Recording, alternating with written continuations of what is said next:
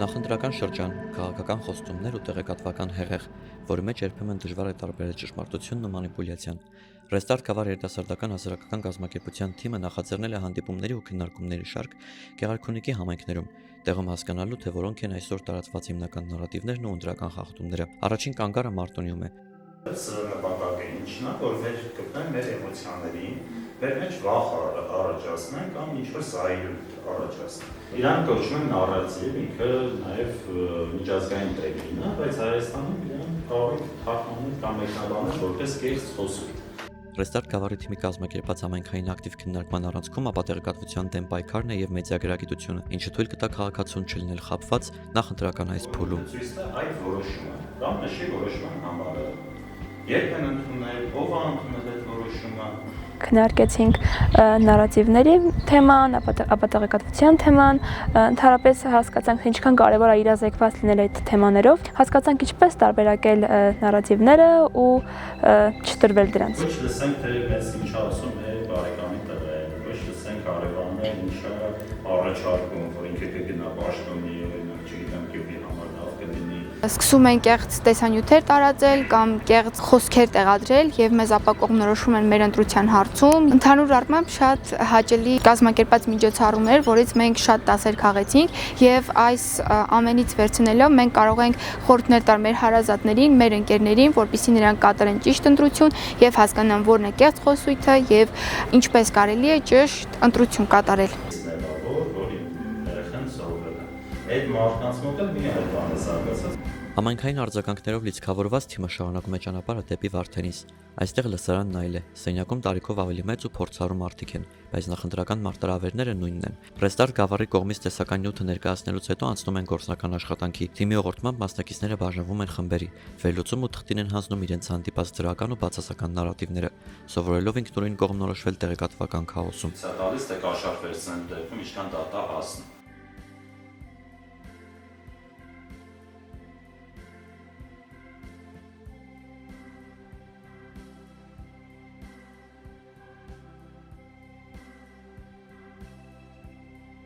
Բոլորը տանջում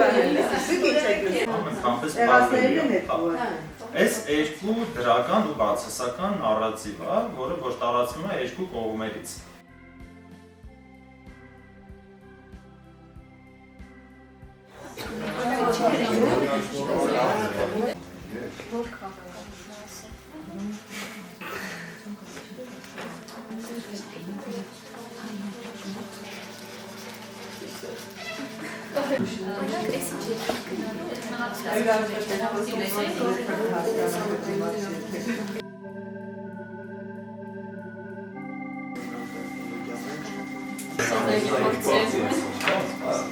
Այսինքն կողմության քիչի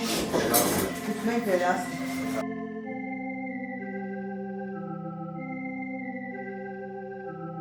մտածել ենք բացասական կողմը թշնամությունը, որը երբեք ոչ մի խաղաղություն չի կարող փոխարինել։ Քաղաքացիների ու երկրի ապահով ապագան մեր երեխաները կապրեն խաղաղ եւ բարեկարգ երկրում։ Երկրորդը մենք իրականությունից ենք վերցրել։ այդ ասել են այդ ծրագրի մի մասը։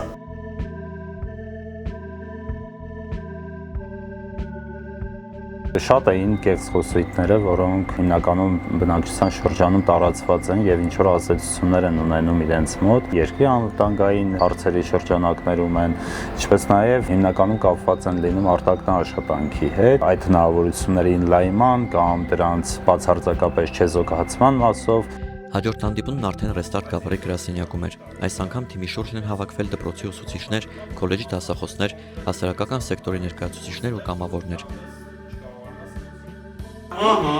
Գնա պարտադիր զինվորական ծառայության։ Փորձառու մասնագետների մասնակցությունն ու թիմի կողմից բարձրացված սուր հարցադրումները քննարկումը վերածում են իսկական թեժ բանավեճի։ Յուրաքանչյուրն իր ոլորտից բերում է կեղծ նախընտրական խոսույթների օրինակներ, որոնք ամեն օր ազդում են հասարակական տրամադրությունների վրա։ Նախընտրական հուզական ֆոնն ու մանիպուլյացիաները կոտրելու միակ միջոցը բաց, անկեղծ ու փաստարկված քննարկումներն են։ Ռեստարտ Գավառի այս նախաձեռնությունը ցույց տվեց, անկախ տարիքից ու մասնագիտությունից համայնքներում մարդիկ ունեն ճիշտ տեղեկատվության կարիք, որպեսզի քաղաքացու ընտրությունը լինի ոչ թե վախերով կամ կեղծիքով թելադրված, այլ բացարձակ գիտակցված։ Այս խոսույթները հիմնականում չեն պարզաբանվում եւ դրանք մնում են համայնքում։ Դրանք հիմնականում տարածվում են այն նպատակով, որպեսզի ազդեն նախընտրական շրջանում մարդկանց գիտակից ընտրության վրա եւ փորձեն հուզական ֆոնի վրա ազդել մարդկանց ճիշտ ընտրությունների եւ գիտակցված ընտրությունների գնալու համար։ Չի կարողանացել, որ ինչ որ մեկը Սիփանին ասի, «Ինչ բանը չպետք է անես», բայց ինքը ուզի անի, ու Սիփանը չանի այդ բանը։ Էս է ժողովրդավարությունը։